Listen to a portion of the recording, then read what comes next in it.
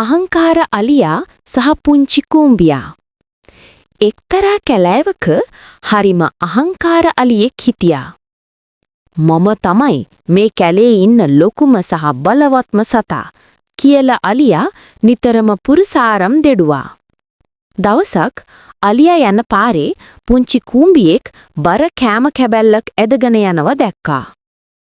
"ඒ පුංචි සතා, අයින් වෙයා මගේ පාරෙන්, නැත්තම් මම උඹව පාගනවා" කියලා අලියා කෑගැසුවා. කූඹියා බිය නොවි මෙහෙම කිව්වා.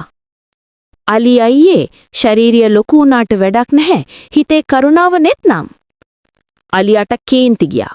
ඔහු කූඹියාව පාගන්න කකුල ඉස්සුවා. ඒ වෙලාවෙම අලියාගේ පයේ කටුවක් කැණුණා. අලියා වේදනාවෙන් කෑ ගැසන්න ගත්තා.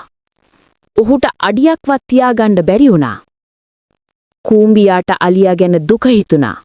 ඔහු හෙමින් සැරේ අලියාගේ කකුල දිගේ නැගලා